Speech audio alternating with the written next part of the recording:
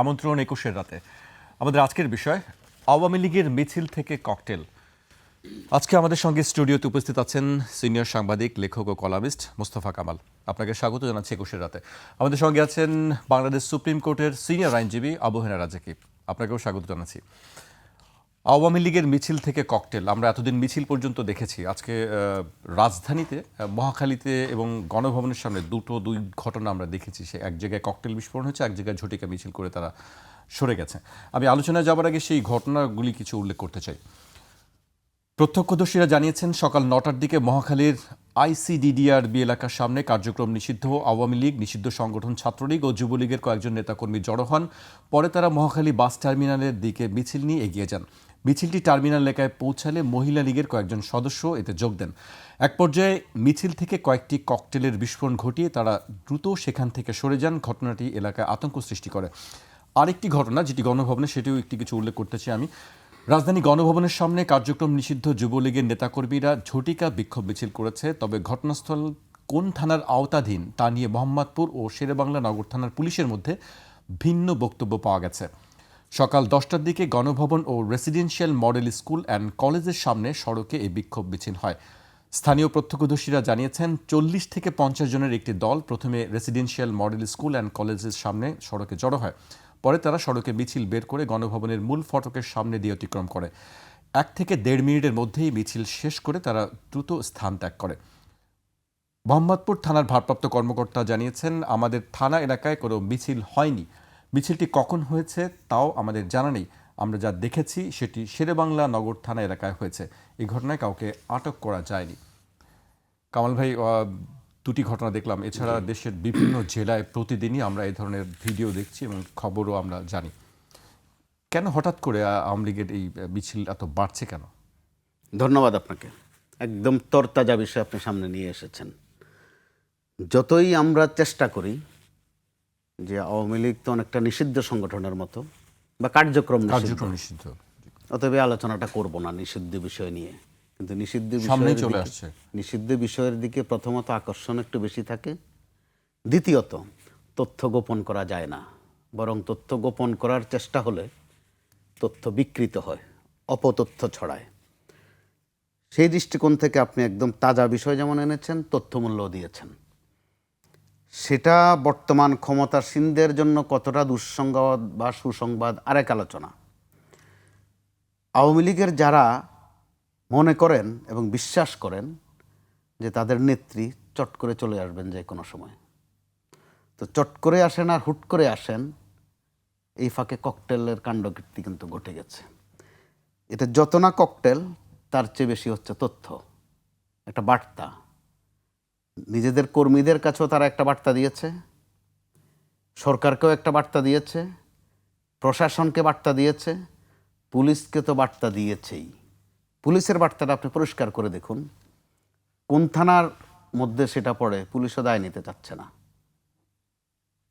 এটা মোহাম্মদপুর থানা না শেরেবাংলা থানা? জি, বলছে যে আবার যদি আমি আগাম বলে রাখি, যদি 2-4 জন ধরে ফেলতে পারতো তখন আবার দ্রুত দায়িত্বটা নিত যে আমি ধরেছি। এটা হচ্ছে এক নিষ্ঠুর বাস্তবতা আমাদের পুলিশিং সিস্টেমে। তো এরকম অবস্থায় আপনি আওয়ামী লীগকে কি আসলে নিষিদ্ধ রাখতে পারবেন? তার আগে প্রশ্ন, আসলে কি নিষিদ্ধ রাখতে চান? অথবা নিষিদ্ধ রাখতে চান কোন জায়গাটুকুতে? যদি গেল নির্বাচনের স্কেল আমরা ধরি, যে নির্বাচনে প্রার্থী হওয়ার প্রশ্নে নিষিদ্ধ, কিন্তু তাদের ভোটগুলো পাওয়া আবার অত্যন্ত সিদ্ধ। তাদের ভোট পাওয়ার জন্য বিএনপি এবং জামাত ইসলামী, কোথাও কোথাও এনসিপিও জব্বর চেষ্টা করেছে। ওই তথ্য কিন্তু গোপন রাখা যায়নি বা গোপন রাখার বিষয় নয়।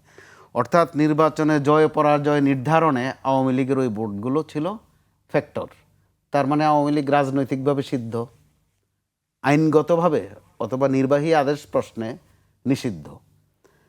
আবার আপনি দেখেন গত কয়েক মাস ধরে, বিশেষ করে এই সরকারের 4 মাস ধরে, এমন এমন কিছু কাণ্ডকীর্তিতে সরকারকে দায় নিতে হচ্ছে, সরকার কিছুটা অসহায়ের মতো।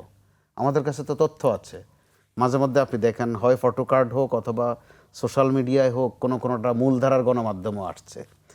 বদলি প্রশ্নে, পুলিশ সিভিল প্রশাসন সব জায়গাতেই বদলি প্রশ্নে আমি ব্যক্তিগতভাবে ওগুলো নোট রাখি, যতটুকু বড় বড় ঘটনা পাই। যখন টাকার লেনদেনের প্রশ্ন আসে সামনে, দুই একটা ফাঁস হওয়ার পরে স্টপ হয়। দেখা যায় টাকার লেনদেনের প্রশ্নে আওয়ামী লীগের সাথে যারা সম্পৃক্ত ছিলেন তারা কামিয়াবি হন, কারণ তারা রেটটা ভালো দেন। গত গরুর হাটে এই তথ্যও আছে যে আওয়ামী লীগের পয়সাওয়ালা লোকটা একটু দূরে দাঁড়িয়ে থেকেছেন, আর হাটটাই যারা নিয়েছেন হয় বিএনপি অথবা জামাতের কাউকে দিয়ে। অর্থাৎ টাকাকে কি যেন দ্বিতীয় খোদা না কি যেন একটা বলা হয় তিক্ত অভিজ্ঞতার কারণে। টাকার কি দাম আপনি দেখেন। রাজ্যে কিভাবে বলতে পারবেন না তো টাকা কি জি, বলা হয়। তো আমি যেহেতু গণমাধ্যমে কাজ করি, ওইভাবে টাকা দেখি না, মাঝে মধ্যে অঙ্ক উচ্চারণ করি, কিন্তু এতটুকু বুঝি যে টাকার অনেক দাম। তো এই দামি টাকা যাদের হাতে আছে, যারা রপ্ত করতে পেরেছেন, যে কারণে আমরা এখনো এস আলমকে স্মরণ করি কেন? কি উনি খুব এবাদতি বান্দা এই কারণে, নাকি কোনো খুব আজে বাজে কাজ করে ফেলেছেন এই কারণে? আলোচনা করি ওনার অঢেল টাকা, এখনো ওনার সহযোগী অনেক, বেনজির। ওনার এখন নজির নাই, কিন্তু আসলে একেবারেই নজিরবিহীন। অনজির বলেন আর বেনজির বলেন, মূল ফ্যাক্টর কিন্তু টাকা। তার টাকার শরিকানা পাওয়ার জন্য, তার তহবিলদার হওয়ার জন্য, তার কেশিয়ার হওয়ার জন্য যারা দৌড় দিয়েছিলেন তারা এখনো মাঠে আছেন। প্রশ্নটা টাকা। আর আওয়ামী লীগের এই ককটেল বলেন আর জমায়েত হওয়া বলেন, এগুলোর পেছনেও টাকার একটা ফাংশন আছে। এখানে কোনো এবাদতি কাজ নেই, নৈতিকতার কাজও নেই। এইভাবে নেই কারণ আপনি আওয়ামী লীগ বলেন, বিএনপি বলেন, জামাত ইসলাম বলেন, আমরা তর্ক বিতর্কের ক্ষেত্রে অনেক সময় বলে যে নৈতিকতার কি জানি একটা আছে, আদর্শের কথাও বলি। আদর্শটা মূলত এখানে ক্ষমতামুখী। আর ক্ষমতার প্রশ্ন যখন আসে, ক্ষমতার কাছে টাকা একটা ফ্যাক্টর। তো একসময় আমরা যখন এই বিএনপিকে কম বলতাম, জামাত ইসলামের মিছিলগুলোকে আমাদেরকে, নিশ্চয় আপনিও পেয়েছেন, ডিরেকশনও ছিল এক ধরনের, যেগুলোকে একটু চোরাই মিছিল বললেন। আমরা সাধারণত ঝটিকা মিছিল এগুলো লিখতে অভ্যস্ত ছিলাম, কিন্তু যে চোরাই মিছিল। তো আওয়ামী লীগের আজকের যেই মিছিল, ওগুলো আপনি চোরাই মিছিল বলেন আর ঝটিকা মিছিল বলেন আর তাৎক্ষণিক মিছিল বলেন, তারা করেছে। এরপরও যদি আপনি রাজনৈতিক অবস্থানের প্রশ্নে আসেন, আওয়ামী লীগের কোনো পর্যায় থেকে আপনি কি পেয়েছেন আজ পর্যন্ত যে তারা কোনো ভুল করেছিল? যিনি বলেন, তিনি ছোট্ট করেও বলেন না যে তার একটা ভুল ছিল। আর নেতৃত্ব ভুলে ছিল না, বা নেতৃত্বের কোনো পর্যায়ে কোনো ভুল হয়েছে এটা স্বীকার করার বিষয় নেই। অথচ আমরা কিন্তু আরেক ধাপে গিয়ে বলি যে ক্ষমা করা যায় কিনা। তো তারা কি ক্ষমা চেয়েছেন নাকি? ভুল করলে না ক্ষমার প্রশ্ন, বরং তারা প্রতিনিয়ত বার্তা দিচ্ছেন, আসিতেছি, সিনেমার বিজ্ঞাপনের মতো, হ্যাঁ ভাই আসিতেছে। তো আসিতেছে, তো ঢাকায়ও আসিতেছে, এসে গেছে, আর আসিতেছে মধ্যে নাই। গণভবনের সামনে আমরা দেখলাম, তাও আবার সেখানে তো গণভবনের সিকিউরিটি তো সামনে, খুব কঠিন বার্তা। এত বছর হয়ে গেল গণভবনটা ওখানে আছে, গণভবনের আশপাশে যা ছিল তাই আছে। কোন থানার অধীনে আমরাও ঠিকভাবে জানি না, আর পুলিশ তো মাশাআল্লাহ জানেই না। এখন অবস্থা যখন খারাপ হয় বা অবস্থা যখন সঙ্গীন মনে করা হয়, তখন এই ধরনের নানান বয়ান নানান জন দেয়। আমাদের কুমিল্লা অঞ্চলে, আপনি কুমিল্লার ভাষা বোঝেন কিনা, বলা হয় আইনো। ইংরেজিতে যদি আইনো হয় তাহলে আমি জানি, এটা হচ্ছে আইনো মানে আমি না, হেতে হেতে মানে পাশে যে আছে তারে দেখাইয়া দেয়, না আমি না, হ্যাঁ আমি না সে, এটার এই মেসেজটা দেয়। আইনো হেতে হেতে, আইনো হাতে আমি না সে। আইনো আইনো এইভাবে বলে ওরা। হঠাৎ করে শুনলে ইংরেজি মনে হবে যে আমি জানি, এটা বুঝবো না, এটা হচ্ছে আমি না। তো এখন আমরা কয়েকদিন আগে দেখলাম কয়েকজন উপদেষ্টাকে ট্রায়ালে আনা উচিত, এরকম একটা হাইপ বাজারে উঠলো। 2-3 জন উপদেষ্টা কিন্তু বলে ফেললেন আইনো, না আমি জানি, না আইনো, আমি না, না আমি আমি জানি আমি না না। ওই যে কুমিল্লা ভাষায়। হ্যাঁ কিচেন ক্যাবিনেট যেটা হ্যাঁ, যখন কিচেনের কথা আসলো যে কিচেনে আমি ছিলাম না, কিন্তু আমাদের জানা মতে ওনারা সবাই ওখানে ছিলেন। কিচেনে চিকেন খান আর ফিশ খান খেয়েছেন, কিন্তু একটু অবস্থা বেগতিক দেখলেই বলেন যে আইনো, আরেকজনকে দেখিয়ে দেন, বা নিজে একটা রাজসাক্ষী হওয়ার প্রবণতা। তো এই জায়গায় রাষ্ট্রের দায়িত্ব আছে বিষয়টা একদম পরিষ্কার করা, অন্তত আওয়ামী লীগ প্রশ্নে। তারা কি রাজনীতিতে আছে? থাকলে কিভাবে আছে, বা থাকবে কিভাবে, নাকি আদৌ থাকতে পারবে না? তাহলে আওয়ামী লীগও নিশ্চয়ই তাদের অবস্থান আরও পরিষ্কার করবে। মাত্র ঢাকায় 2টা মিছিল করেছে, এটার জের হিসাবে আপনি হয়তোবা দেখতে পারেন এই আওয়ামী লীগ বাদে আওয়ামী লীগকে প্রতিরোধ করার প্রশ্নে বিএনপি এবং জামাত আবার এক হবে, আবার সারিবদ্ধভাবে দাঁড়াবে, আবার টুথপেস্ট হাসি দিবে, বা বিমানবালা হাসি যেটাকে আমরা বলি, হাসি না আসলেও দাঁত বের করে একটা ফটো সেশন করা, যেটা আমরা কিছুদিন যমুনা ভবনের সামনে দেখেছি। ডক্টর ইউনূসের সাথে বৈঠক করেন, ওখানে কি করেন আমরা ঠিকভাবে জানি না। পরবর্তীতে খবর যেটা প্রকাশ হয়েছে, সবাই হুঁ হুঁ করেছেন ভিতরে, বাইরে এসে আবার ফটো সেশন করেছেন। লম্বা করলে জায়গা হয় না, গোল হয়ে দাঁড়ান যে আমরা ঐক্যবদ্ধ আছি। আবার একটু সরে গিয়ে পল্টনে গিয়ে বিএনপি এক কথা বলে, বাইতুল মোকাররমের গেটে গিয়ে জামাত আরেক কথা বলে। আবার যখন শেখ হাসিনা দুই একবার উচ্চারণ করেছেন যে প্রস্তুত হও, অথবা আওয়ামী লীগের কোনো কর্নার থেকে এসেছে যে আগামীকাল 0 পয়েন্টে আসো, অথবা 32-এর সামনে আসো, দেখা যায় আওয়ামী লীগ আসে না, যুবলীগও আসে না, বিএনপি আর জামাত কিন্তু আবার আসা যায় যমুনার সামনে, জানান দেয় যে আমাদের ঐক্য বড় মজবুত, বড় পোক্ত, এই ঐক্য আর ভাঙবে না। হয়তোবা দেখবেন কালকে আরেকটা সিনারি আমরা দেখব, যদি না কালকে পর্যন্ত আওয়ামী লীগের আরও 2-একটা ঝটিকা মিছিল না বের হয়।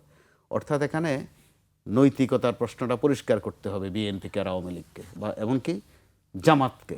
আর আওয়ামী লীগ তো তার বার্তা যথারীতি সে দিচ্ছেই যে সে সঠিক ছিল, ভবিষ্যতে ক্ষমতা পেলে আরও সঠিক কাজ করবে। আমরা তো সেটার বার্তা প্রতিদিন পাচ্ছি, হয়তো সোশ্যাল মিডিয়ায় বেশি। সোশ্যাল মিডিয়াকে কিন্তু জাকির ভাই খুব একটা অস্বীকার করবেন, অগ্রাহ্য করবেন, ওই বাস্তবতা নেই। সোশ্যাল মিডিয়ায় যখন আপনারা নিয়ে একটা ভালো কিছু আসে, আপনি বলেন যে না মিডিয়া হইলে এটা গুরুত্ব আছে, ভালো জিনিসটা। আবার যখন আপনার বিপক্ষে যায়, তখন বলেন যে না এটার খুব একটা গ্রহণযোগ্যতা নেই, এটা আজে বাজে জিনিস, এটা বানানো হয়েছে, বানানো AI হয়েছে, দিয়ে বানানো হয়েছে। এআই দিয়ে বানানো হয়েছে। পক্ষে গেলে আবার বড় মজবুত। জি, আমি আপনার কাছে আবার আসবো, রাজ্জাকি ভাইয়ের কাছে আসতে চাই। আই নো হ্যাতে আচ্ছা শুনেন, আপনি আমার কাছে এই এটা আমার ঘনিষ্ঠ, আমরা এই বেটা তো সব কয়ে লাইছে, এতে সব বলি ফেলাইছে। এবার আপনার কাছে এখন আমি বাকিটা শুনতে বলি, চাই। এটা ধরেন উনি একটা কথা বললো না যে আইনো হাতে, আমি না সে। এখন আওয়ামী লীগ মাঠে নামতেছে, মাঠে নামতেছে কিভাবে বা কোন প্রেক্ষাপটে সুযোগ দিতে, সেই আলাপটায় পরে আসি। নামলে যেটা হবে, মানে আপনি যদি ব্যাপকভাবে নামতে পারেন তাইলে যেটা হবে, এখন ধরেন জুলাই কৃতিত্ব যারা দাবি করে, আমি এর আগেও বলছি যে শেখ হাসিনা যদি এই মুহূর্তে প্রধানমন্ত্রী হয়, বসাই দিলাম যে উনি প্রধানমন্ত্রী, আপনিই বলেন যে তার কাছে সবচেয়ে বেশি অপরাধী কাদেরকে বলবে? এনসিপিকে, কোনো সন্দেহ নাই। মানে জুলাই চেতনা যারা করে তারা তার ডাইরেক্ট এনিমি, এই ব্যাপারে কোনো মাপ নাই, কোনো ছাড় নাই। তাহলে যিনি ভিকটিম 24-এর আন্দোলনে, তার কাছে কিন্তু এই এনসিপির কোনো মাপ নাই। অর্থাৎ এনসিপি একমাত্র এখন যেহেতু দল হয়েছে তাই বলতেছি, সে রক্ষা পাবে না আইনও হাতে, এটাকে মাপ পাবে না। এটার ব্যাপারে ফার্ম ডিটারমিনেশন যে তোমরা করছই। আর অন্য যদি কারো থেকে থাকে কেউ যারা জুলাই চেতনার কৃতিত্ব ওদেরকে দিতে চায় না, বলে এটা তো অনেক পুরনো আন্দোলন, ওরা এসে ম্যাচিউর করছে, ওরা রক্ষা পেতে পারে আইনও হাতে। তা হাতে কইব মানে তারা এনসিপিকে দেখাই দিবে, অর্থাৎ এনসিপির কোনো রক্ষা নাই। মানে ওইখানে আর হাতে নাই, ওটা এনসিপি। এনসিপি বলবে আইনও হাতে, বলার সুযোগই নেই তার, কারণ সে তো আইনও মানে তারা জানেই তারা কারা করছে, আর শেখ হাসিনা নিজেও জানে। সেই কারণে ওরা আইনও হাতে কয়ে পার পাইব না। সে ইংরেজিতে বলবে হয়তো তখন, যেটা অর্থ আমি জানি। এখন আসেন যেটা বলতেছিলাম, তাহলে রেজাল্টটা কি দাঁড়াইলো? এখন মনে করেন যারা অন্য দল এনসিপি বাদ দিয়া যারা ক্ষমতায় আছেন বা যারা আছেন, তারা যদি এটা ভাবেন যে আওয়ামী লীগ মাঠে এসে, আমি বলতেছি আসার প্রেক্ষাপট পরে বলছি, কেমনে আসতে পারতেছে নিষিদ্ধ থাকা সত্ত্বেও সেটা পরে, কিন্তু তারা যদি কেউ ভাবেন যে আজকে আওয়ামী লীগ মাঠে আনে, নেইমাও যায়, অসুবিধা কি? পিটাইব তো এনসিপিরে, পিটাইব তো জামাতরে। জামাতরে আর এনসিপিরে পিটাই যদি হজম করতে পারে, তাহলে তৃতীয় প্রশ্ন যে আসবে না, সংবিধানের বাইরে তোমরা নির্বাচনের ক্ষমতায় কেমনে? এই প্রশ্ন আসবে না, কারণ গ্যারান্টি নাই তো। কারণ বারবার বলতেছি, আমি বহুবার বলছি যে সংবিধান মোতাবেক নির্বাচন হয় নাই, এবং সংবিধানে যে ডেট আছে সেই তারিখ মোতাবেক নির্বাচন হয় নাই। কেউ কেউ প্রশ্ন করবেন সংবিধানের তারিখ কোথায়? আমি আপনাকে দেখাই দিচ্ছি তারিখটা কোথায়। তারিখটা হইল সংসদ ভেঙে যাওয়ার পর পরবর্তী 90 দিনের মধ্যে নির্বাচন হবে। তাহলে যেদিন ভেঙে গেছে সেদিন থেকে 90 দিন গুনবেন, ওইটাই ডেট। এটা আমার বানানো না, ওইটাই ডেট। তা সেই ডেটে নির্বাচন হয় নাই। তো আওয়ামী লীগ যদি মাঠে আসতে পারে, পয়লা আপনি খুশি হবেন যে এনসিপি রিপিটেইতেছে, দ্বিতীয়বার না আমি খুশি হব না, না, আমরা রূপকর্তা, জি, আপনি খুশি হবেন বা উনি খুশি হবে, আচ্ছা এনসিপি রিপিটেইতেছে। এরপরে জামাতে পিটাইছে, তারপর তো সে ক্ষমতার দিকে, ওই দুটো যদি হজম করতে পারে তাহলে ক্ষমতার দিকে চোখ দিবে না সে? Not unlikely. এইবার আসে কেমনে সে? রাজনীতিতে তো নিষিদ্ধ। যে রাজনীতিটা নিষিদ্ধ, যাদের কার্যক্রম নিষিদ্ধ, সে মাঠে আসে কেমনে? এটাতে অনেকগুলা বার্তা। যদি তারা প্ল্যান করে নামে যে আমরা নামবই, তাহলে তারা উপযুক্ত সময় মনে করতেছে। এটা দুইটা অপশন, জেলে গেলে যাব, আর নয়তো জেলে যাব না গ্যারান্টি, কিংবা জেলে গেলে অল্প দিন থাকতে হবে। অনেকগুলো নাহলে নামবে কেন? আপনি যদি একটা কঠিন পথ মনে করেন যে এই পথটা খুবই কঠিন, ঝুঁকি আছে, এতদিন নিলেন না, এখন নিচ্ছেন। পুলিশ কাউকে গ্রেপ্তার করে নাই, আপনি কথাটাই বলছেন। তো পুলিশের ভাষ্য থেকে আমরা পাইলাম এটা ছাত্রলীগ যুবলীগরা করছে। আমি কিন্তু কোনোটার বিরুদ্ধে, কে নামছে, নামাটা অপরাধ, এই আমরা আলোচনা করতেছি। নামলে পুলিশ গ্রেপ্তার করবে না কেন?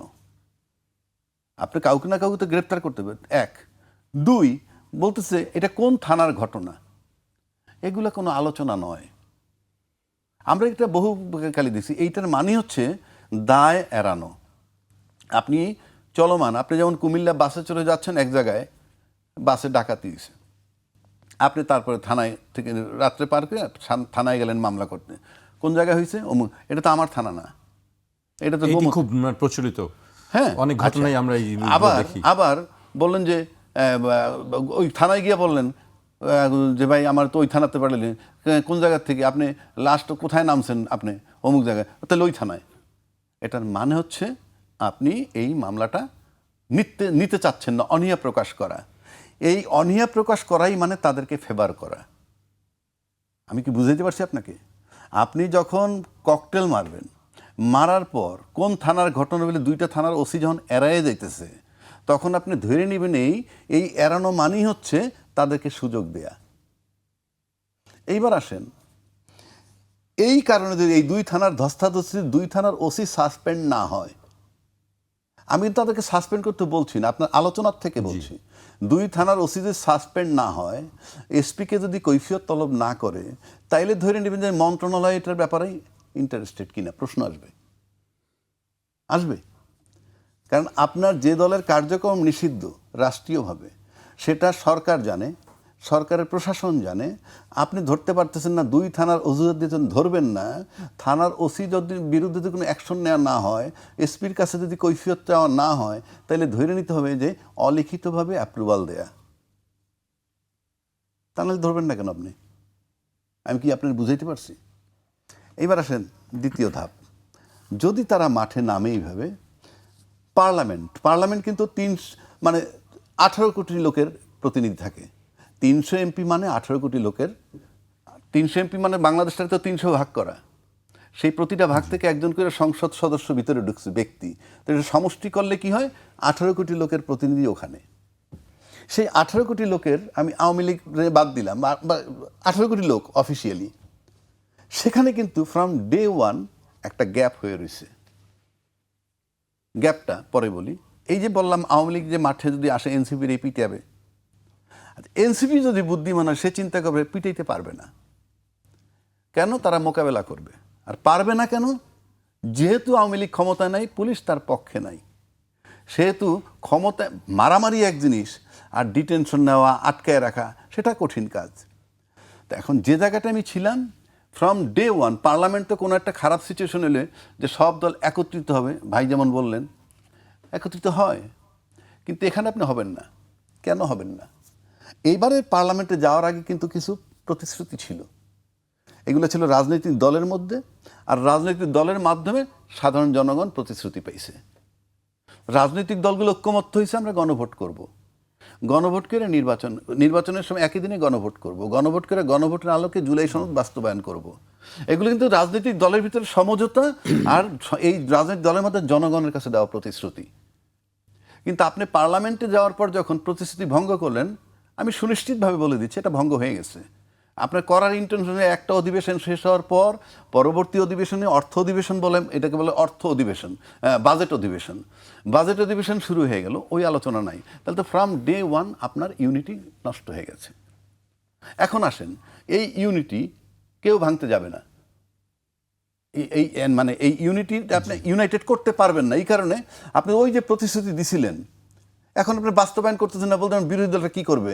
আপনি তো 2/3 মেজরিটি নিতেন, আপনি কিছু করতে পারবেন না। মানে বিরোধী দলের এরা কিছু করতে পারবে না। ফলে আপনি মুখে যাই বলেন না কেন, আপনি নন কোঅপারেটেড থাকবেন। 2 নম্বর, প্রথম অধিবেশনটা আমরা কি দেখলাম? আমরা যে প্রথম অধিবেশনটা দেখলাম পুরা যতদিন হয়েছে, এখানে আলাপটা হয়েছে কি? আলাপ হওয়ার কথা হচ্ছিল কিন্তু ওইগুলা সেই গণভোট বাস্তবায়নের আলোকে সংবিধান সংস্কার না সংশোধন ইত্যাদি ইত্যাদি, সেটা কিন্তু আলাপ হয় নাই। আলাপ হয়েছে কি জানেন? গুপ্ত সুপ্ত স্বাধীন পক্ষ শক্তি বিপক্ষ শক্তি। এখন আবার আলাপ হইতেছে একটা কোথায় রেপ হয়েছে, সেই রেপ নিয়ে 30 মিনিট 40 মিনিট আলাপ হয়েছে।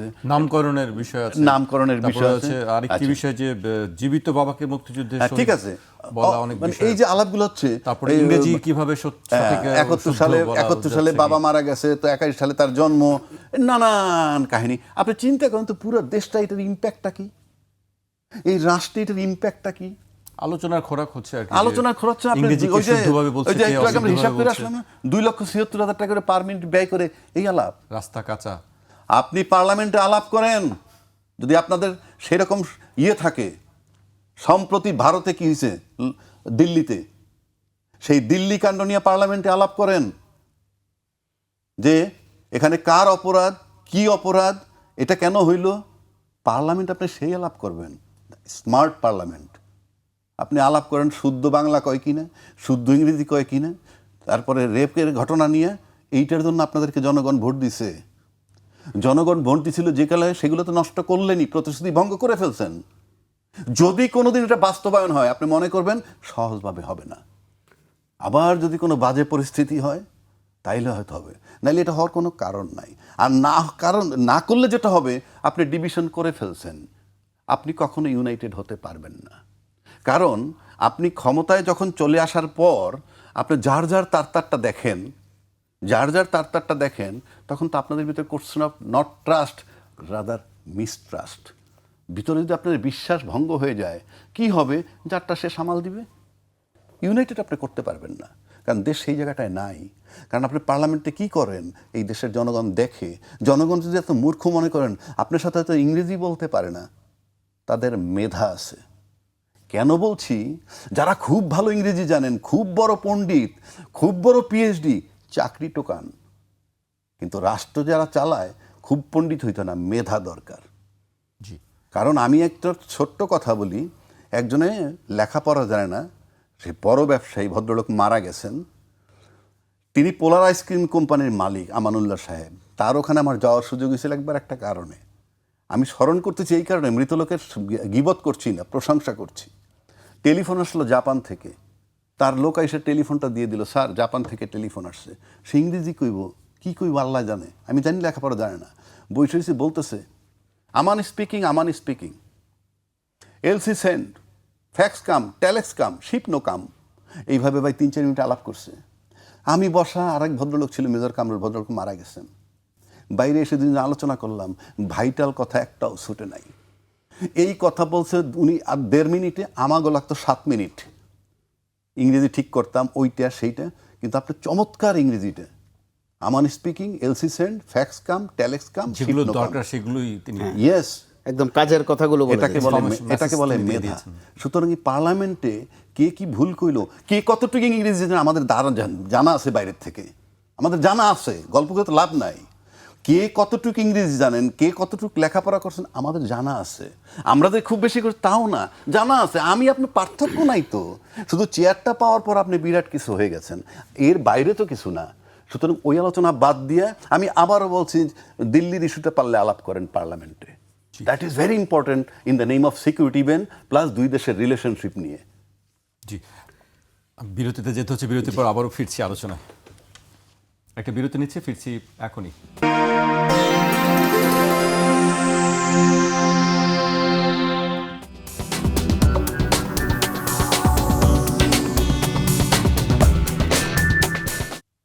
বিরতির পর আবারও স্বাগত। আপনারা দেখছেন 21 রাত। আমাদের সঙ্গে আছেন সিনিয়র সাংবাদিক, লেখক ও কলামিস্ট মোস্তফা কামাল এবং আইনজীবী আবু হেনা রাজাকি। আমি মোস্তফা কামাল ভাইকে দিয়ে শুরু করতে চাই। কামাল ভাই, সংসদ নিয়ে অনেক কথা কয়েকদিন ধরেই চলছে। সেই প্রসঙ্গটি আমরা রাজ্জাকিবের কাছে শুনছিলাম। তারপর ইউনিটির কথা বলছিলেন যে ইউনিটির মধ্যে একটি ফাটল দেখা যাচ্ছে, সেই ইউনিটি নেই। আপনি এই সব কিছু মিলাই আসলে কি মনে হচ্ছে আপনার কাছে? ইউনিটিতে এর মধ্যে যে গোলমাল ঘটে গেছে এটা কিন্তু আর লুকানোর কোনো অবস্থা নেই। কোনো অবস্থা নেই। এমনও যদি হয়ে থাকে যে একটু চোখ টিপি করে সরকারি দল বিরোধী দল আমরা মহড়া দিয়েছিলাম, না। এটা বলেও আর পার পাবেন না। কারণ এমন কিছু বিষয়ে তারা অবস্থান পরিষ্কার করেছেন, আগামী দিনের রাজনীতিতেও তাদেরকে বিশ্বাস করতে বড় কষ্ট হবে। জামাতে ইসলামের বিপক্ষে অথবা শিবিরের বিপক্ষে যে কথাটা এসেছে যে তারা এখানে ওখানে গুপ্ত ছিল, তারা কিন্তু এটার ব্যাখ্যা দিয়েছে যে কী কারণে কিভাবে গুপ্ত ছিল।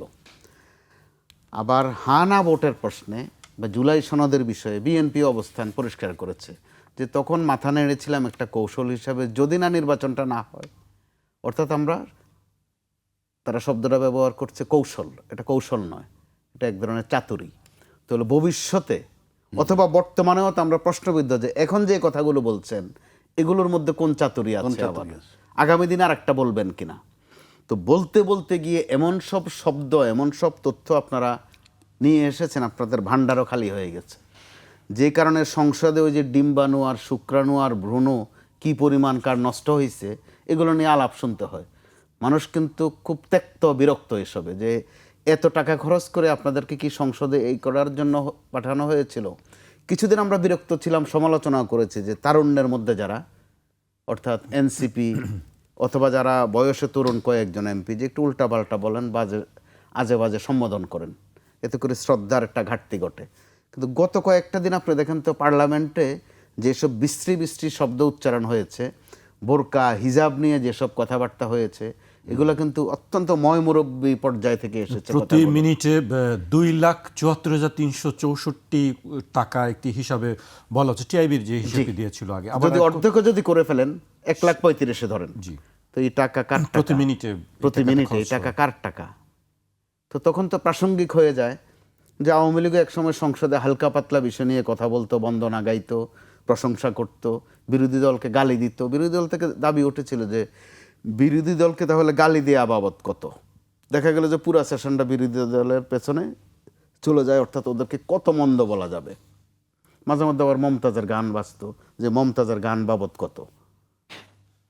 তো এখন হয়তো মমতাজের গান বাজে না, কিন্তু কে ইংরেজি ভালো জানে, কারে দেখতে সুন্দর লাগে, হালকা পাতলা যত কথাবার্তা, এমনকি বলতে বলতে গিয়ে আপনি হিজাব বোরকার মধ্যে চলে গেছেন।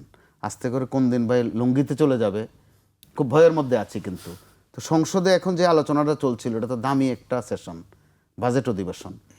আমি পেশাগত কারণে বিএনপির এবং জামাত ইসলামের বা বিরোধী দলের কিন্তু একটা ছায়া বাজেট দিয়েছে, দুটো মিলিয়ে দেখলাম খুব আপত্তি কিন্তু নেই কোথাও, হয়তো কোথাও কোথাও বরাদ্দও কাছাকাছি। এরপরও আপনি দেখেন ভাষাগুলো কিভাবে আসে। বিরোধী দলকে বিএনপি কোন মানে আক্রমণ করে, যেগুলো ফয়সালাকৃত বিষয় 71 থেকে শুরু করে সব। আবার জামাতে ইসলামী যে মাত্রায় বিএনপিকে সম্বোধন করে, জামাতের আমির ডাক্তার শফিক, উনি সজ্জন মানুষ হিসাবে একটা ইমেজ কিন্তু তার আছে। কিন্তু গত কয়েকদিন দেখেন উনি কি বলে, কখনো বলে যে সময় বেশি নেই, অল্প সময়ের মধ্যে কি জানি করে ফেলবেন। আবার কি জানি একটা বলেন যে কি আঙ্গুল চুষবেন না। আপনার আঙ্গুল চলে আসছে, গামছা চলে আসছে, লুঙ্গি, ছায়া, ব্লাউজ সব চলে আসতেছে আপনাদের এইসবের জন্য। এগুলো করতে করতে মুখ ফসকে কিন্তু কেউ কেউ বলেও ফেলে। শান্টিং বলতে একটা শব্দ আছে, এটা দুই ধরনের অর্থ হয়। রেলওয়েতে এটা ব্যবহার করা হয় দুটা ট্রেনের আরো গতিশীল করতে, প্রচলিত শান্টিং দেওয়া। আর রাস্তাঘাটে আমরা ব্যবহার করে যাচ্ছা মতো একটা ছেঁচামার দেয়া, বলে যে একটু শান্টিং দেয়া দরকার। বিএনপি এবং জামাতে ইসলামী এবং এনসিপি সহ যা করছে পার্লামেন্টে, আর মঞ্চে আসলে তো আরও বেশি করে করে, মানুষ অবচেতন হয়ে বলে যে এদেরকে শান্টিং দেওয়ার জন্য আওয়ামী লীগের খুব দরকার। এটা ভালোবেসে বলে কি ঘৃণা করে বলে তা নয়, অর্থাৎ তার মনের বার্তাটা সে দিচ্ছে অথবা মনের বেদনাটা সে প্রকাশ করছে। এই দেশের বেশিরভাগ মানুষ তো একটা নির্বাচিত সরকার চেয়েছে। তারা যে পরিষ্কার করে বিএনপিকে চেয়েছে তা কিন্তু বলেনি। বলেছিল যে একটা নির্বাচিত সরকার আসলে সব সমস্যা ফয়সালা হয়ে যাবে। কিভাবে? মাগুরায় যখন আসিয়া দর্শন হয় তখনও বলেছে যে একটা নির্বাচিত সরকার থাকলে এটা হইতো না। এই আপনার অফিসের কাছেই মেট্রো রেলের যখন একটা গ্লাডার ভেঙে পড়েছে বা বেয়ারিং, বলে যে একটা নির্বাচিত সরকার থাকলে আজকে আর এই অবস্থা হতো না। এটা দোষের নয়, এটা এক ধরনের প্রতিক্রিয়া বা এক ধরনের আকাঙ্ক্ষা যে নির্বাচিত সরকার আমলে কাজগুলো স্মুথ হয়, একটা অথরিটি শক্ত হয়, আবার রাজনৈতিক শক্তি দৃশ্যমান হয়। আমরা রাজনীতিবিদদের যত সমালোচনাই করি, দেশটা রাজনীতিবিদরা গড়েছেন, যতটুকু ভালো করেছেন এটাও রাজনীতিবিদরা করেছেন। রাজনীতিবিদরা অনেক কিছুর ফয়সালা দিতে পারেন। আপনি আমি গণমাধ্যমের কর্মী হয়ে যত শুদ্ধ সঠিক বাংলাটাই লিখি না কেন, এটা তত শক্তি নাই এটার। রাজ্জাকি ভাই আইনের একটা অভিজ্ঞ মানুষ, আইনের খুঁটিনাটি সব জানেন। ওনার জানাও নিরস হয়ে যাবে একজন রাজনীতিবিদদের সাহসী উদ্যোগের কাছে। আমি একটু গল্পের ছলে বলি, আমাদের কুমিল্লা যে অঞ্চলে বাড়ি, শিক্ষার হার প্রচুর, কিন্তু মাঝে মধ্যে এমন এমন কাণ্ডকীর্তি নিয়ে দিনের পর দিন মারামারি হতো। সাবজেক্ট কি? যে টুপি গোলটাতে বরকত বেশি না লম্বাটাতে সওয়াব বেশি। সব কাজকাম খেমা দিয়ে ওইটা নিয়ে চলে যায়। দোয়া ভালো না মোনাজাত ভালো, কোনটা দোয়া কোনটা মোনাজাত, মানে যে ফয়সালা হয় না আর। একবার এক সময় একটা গন্ডগোল লাগলো, আমার মনে আছে স্পষ্ট, যে গোসলের ফরজ কয়টা? হাত নিচে বাঁধতে হবে না উপরে উপরে বাঁধতে হবে। এগুলো একটি তো গোসলের ফরজ কয়টা? আলেমরাও ফয়সালা দিতে পারতেছিলেন না, স্থানীয় একজন অভিভাবক ফয়সালা দিয়ে দিলেন যে গোসলের ফরজ 3টা, সাবান, লুঙ্গি আর গামছা। তাৎক্ষণিকভাবে সবাই মেনে নিলেন যে আসলে এটা একুরেট ফয়সালা। এটা হচ্ছে রাজনীতিবিদদের প্রতি মানুষের ওই আস্থা ভক্তি, কিন্তু গত কিছুদিন থেকে তারা ওই আস্থা ভক্তি কিন্তু বরবাদ করে দিচ্ছেন। সম্ভবত ওনারা খেয়াল করছেন না নিজেদেরকে তারা কোন পর্যায়ে নামিয়ে ফেলছেন, তাদের কথা আগামীতে মানুষ শুনবে কিনা। প্রথমেই প্রশ্ন করবে যে গতকালকে টাস্কে বললেন যে ওইটা ছিল ফাও, ওইটা ছিল ভং, ওটা ছিল লুকোচুরি বা আপনাদের বাসায় কৌশল, আজকে যেটা বলছেন এটা কোনটা? অর্থাৎ ওই গ্রহণযোগ্যতা তারা নষ্ট করে ফেলেছেন। আর নিজেরা নষ্ট করতে গিয়ে আমাদের যেই তারুণ্য, অর্থাৎ যাদের নাম এখন এনসিপি, এটা তো নতুন নাম, এই তারুণ্যকেও এর মধ্যে বরবাদ করে দিয়েছেন। কারণ তারাও তো অলরেডি একটা দলের সাথে মোটামুটি অঙ্গীভূত হয়ে গেছেন। ওই নিজেদের যে ওজনটা, যে গ্রহণযোগ্যতাটা, এটা সম্ভবত তারা টেরও পাননি যে তারা কত বরবাদ হয়ে গেছেন। এইরকম অবস্থায় চলতে থাকলে পুরনো কথা কিন্তু গত কয়েকদিন নতুন করে আসছে। এই ঝটিকা আজকের এই ককটেলের বিষয়ের আগে গত 3-4 দিন পুরনো একটা কথা কিন্তু আবার এসেছে বাজারে, যে 5 আগস্টের আগের সময়ে উপরে হেলিকপ্টার থেকে আসলে গুলি ছোড়া হয় নাই, ওখান থেকে পানি ছিটানো হয়েছিল শান্ত করার জন্য। এই পুরনো কথা তাজা করা হচ্ছে কেন? আবারও এসেছে তথ্য যে শেখ হাসিনা কিন্তু পদত্যাগটা করে যেতে পারেননি। এটা 3 পৃষ্ঠা ছিল, এটা ভ্যানিটি ব্যাগে করে নিয়ে গিয়েছিলেন। এগুলো যে কোনটা কখন কোন উপাদান হবে, কোন কাজে লাগবে, আমরা কিন্তু এখন বলতে পারছি না। নমুনা মনে হচ্ছে এগুলোর প্রত্যেকটাই কোনো না কোনোভাবে আগামী দিনের রাজনীতির বড় উপাদান হবে। অর্থাৎ সর্বসাকল্যে যোগফলে আওয়ামী লীগ আরও প্রাসঙ্গিক হবে। আমি এ পর্যায়ে রাজ্জাকি ভাইয়ের কাছে আসবো। রাজ্জাকি ভাই, তিনি বলছেন যে আওয়ামী লীগ সামনে আরও বেশি প্রাসঙ্গিক হবে। আর আরেকটি আমি জানাই রাখতে চাই আলোচনা যাওয়ার আগে, আমরা সম্প্রতি যেসব মিছিল দেখছি তার পাশাপাশি আমরা দেখছি কয়েকটি জায়গায় সংঘাতের ঘটনাও ঘটেছে, এবং সম্প্রতি দেখলাম যে ডিম নিক্ষেপের ঘটনাও ঘটেছে। আপনার কাছে কি মনে হচ্ছে সামনের অবস্থানটি? না, আমি তো বললামই সেটা, আপনাদের পরিস্থিতি খারাপ হচ্ছে, যেখানে আপনি সবই তো বলে দিলাম নিষিদ্ধকরণ, অথচ তারা আসতেছে, পুলিশ ভিতরে দ্বন্দ্ব হইতেছে কোন থানায় কী করবে। এই যে সব কিছু মিললে কিন্তু সিচুয়েশনটা তাদের পক্ষে যায়। আর পাশাপাশি যদি আপনি এইটা বলেন, সংঘাতে জড়ানোর আশঙ্কা দেখছেন কি সামনে? কিসের সংঘাত? মানে রাজনৈতিক দলগুলোর মধ্যে যেমন আজকে ডিম নিক্ষেপ করা হয়েছে। রাজনৈতিক সংঘাত বলতে আমরা যে কতগুলো সিচুয়েশন দেখতেছি, ইন্টারনাল এবং এক্সটার্নাল, দুইটা ব্যাপার আপনাকে এখানে মিলাইতে হবে। ধরেন এই সরকার ভালো সিদ্ধান্ত করলে নিচ্ছে, আমি সেটা পরে আসছি, আমি জানি না কতক্ষণ সময় আছে। এই সরকার যত সিদ্ধান্ত নিছে এখন পর্যন্ত, তার মন্ত্রী পরিষদ বানাইছে, মন্ত্রী পরিষদই থাকবো আমি, সেখানে খলিলুর রহমান সাহেবের যে পররাষ্ট্রমন্ত্রী বানাইছে সেটা নিয়ে আমরা অনেকে অনেক কথা বলছি, কিন্তু আমি সময়ের ব্যবধানে দেখলাম যে আমাদের প্রধানমন্ত্রী একটা ভালো সিদ্ধান্ত নিছেন এই খলিল সাহেবকে পররাষ্ট্রমন্ত্রী বানানো। কারণ খলিল সাহেব পররাষ্ট্রমন্ত্রী মানে আমরা বলি আমেরিকার পরীক্ষিত বন্ধু। সেই আমেরিকার পরীক্ষিত বন্ধু হলে ইউনূস সাহেবের সাথে তার একটা সুন্দর সম্পর্ক আছে। তারেক রহমান সাহেব, আমি আবারও বলছি, সঠিক সিদ্ধান্ত নিয়েছেন। এই ইউনূস সাহেব আছেন বলে তারেক রহমান সাহেব, খলিল সাহেব, ইউনূস সাহেব তিনজনের যদি সমন্বয় করেন, তাইলে আপনি যেভাবে ওই ইন্টারপোলের মাধ্যমে গ্রেপ্তার করাইতে পারবেন, there is no second option. কারণ আমরা ইউনূস সাহেবকে দেখছি দুবাই থেকে 75 না 70 জন লোককে রিলিজ করাইছিল দ্রুত সময়ের মধ্যে। দ্রুত সময়ের মধ্যে, যেটা ওই আইনে cover করে তাদের না। আইনে কাভার করে নাই। মুক্তি দিয়ে বলছে অপশন, তোমরা দেশেও যেতে পারো, এখানেও কাজ করতে পারো। ভাই এটাকে মানতে হবে। ইউনূস সাহেব হলো পৃথিবীর মধ্যে নাম্বার 1 লবিস্ট। অনেক রাষ্ট্রপতিরা তাকে ব্যবহার করে, তুমি আমার এটা ইয়ে করে দাও, নেগোশিয়েট করে দাও। সারা পৃথিবীতে সে নন্দিত, আমরা তাকে নিন্দা করি। এখানে আপনি নিন্দা করতে পারেন, সমালোচনা করতে পারেন, নিন্দা করলেই তো হবে না, লেভেলটা দেখতে হবে। আমি ইউনূস সাহেবের সারাদিন গালি দিলে কি হবে? আমি বঙ্গবন্ধুর সারাদিন গালি দিলে কি হবে? আমি জিয়াউর রহমান সাহেবের সারাদিন গালি দিলে কি হবে? তাদের সাথে আমার দূরত্ব হলো পৃথিবী থেকে সূর্যের দূরত্বের মতো। তাদের যে অবস্থান, তাদের যে ওজন, সুতরাং কথা বলার সময় চিন্তা করে বলতে। কেন কথাগুলো বলতেছি? এই এক্সটার্নাল প্রবলেম সলভ করার জন্য আজকে তাকে দরকার।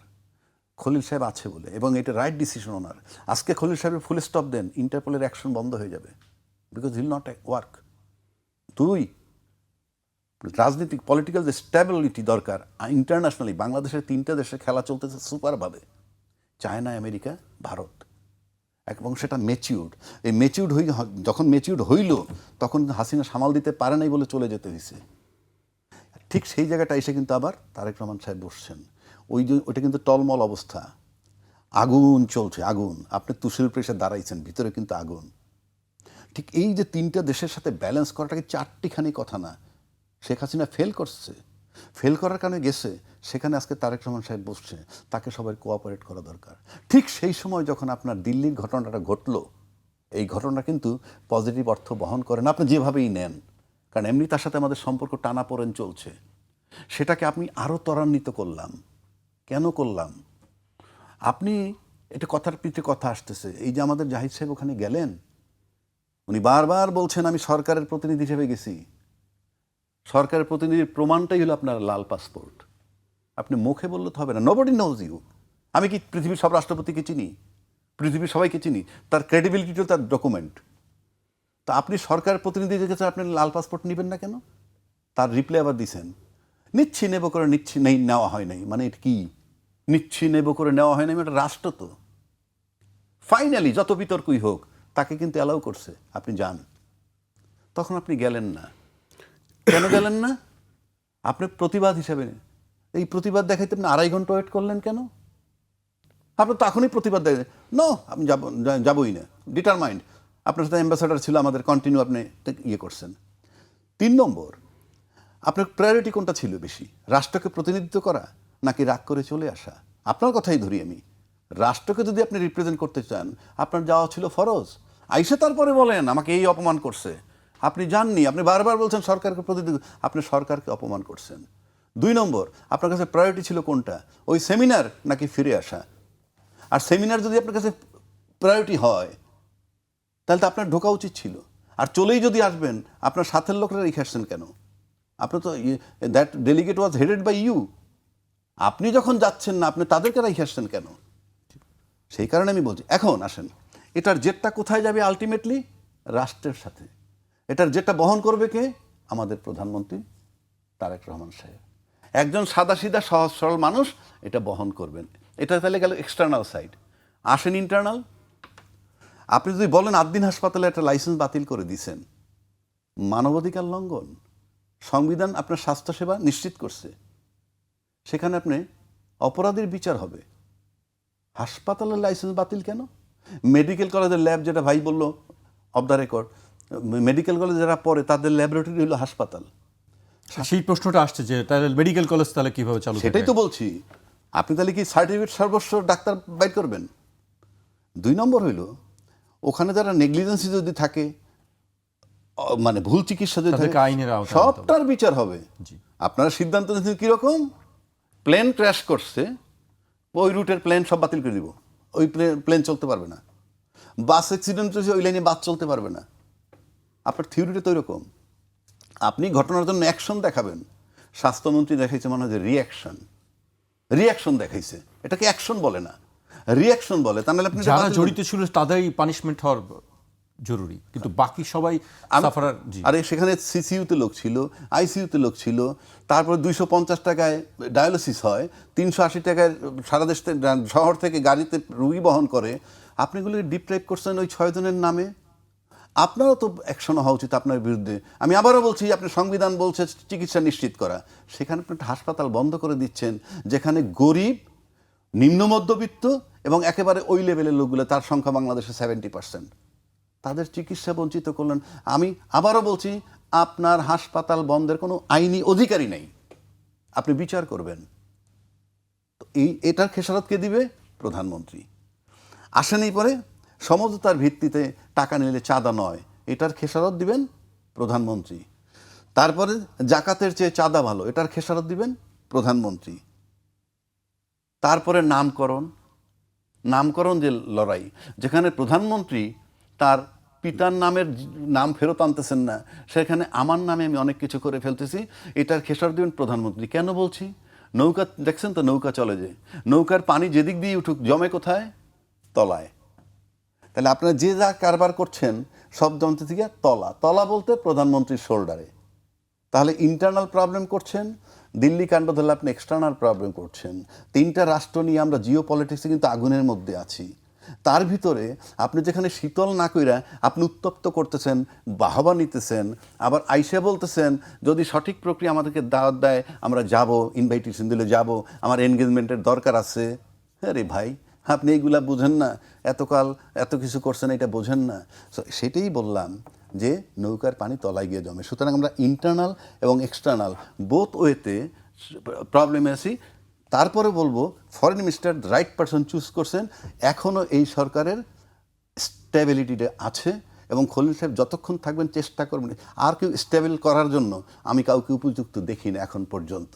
সুতরাং এটা সরকারকে, মানে প্রধানমন্ত্রীকে ভীষণভাবে ভাবতে হবে প্রত্যেকটা বিষয় নিয়ে, যে যেমন ব্যক্তির চেয়ে পরিবার বড়, পরিবারের চেয়ে দল বড়, দলের চেয়ে দেশ বড়।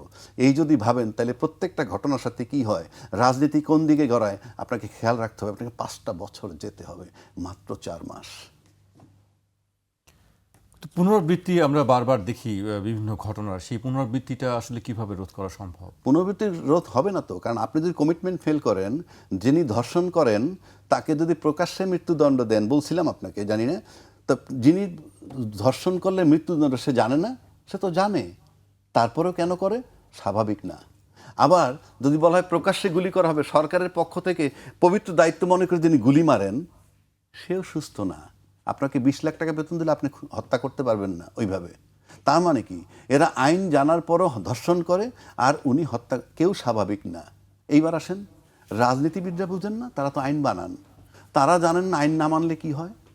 শেখ হাসিনা যে আইন মানে নাই, গণতন্ত্র মানে নাই, সংবিধান মানে নাই, ব্যাংক তসরুপ করছে মানে নাই, সব শেল্টার দিছে, পিয়ন 400 কোটি টাকার মালিক হয়েছে, এগুলো সব বেআইনি করলে কি হয় সেটা জানে না, রাজনীতিবিদরা জানে না। তো তারা যে জনগণের প্রতিশ্রুতি দিয়ে আইসা গণভোট মানে না, জুলাই সনদ মানে না, সেটার খেসারত কি? আর ও ধর্ষণ করছে, সেও আইনের ব্যত্যয় ঘটাইছে, আপনিও আইনের ব্যত্যয় ঘটাইছেন। আপনি যদি নিজে আইন না মানেন, আপনার আইন তো কেউ মানবে না। জি, আমাকে শেষ করতে হচ্ছে আজকে এখানে। আপনাদের দুজনকে অনেক ধন্যবাদ আমাদেরকে সময় দেওয়ার জন্য। আজ এখানেই শেষ করছি, আবার দেখা হবে রোববার ঠিক রাত 12টায়। ছুটির দিন, মাঝখানে ছুটির দিনটি আপনাদের ভালো কাটুক।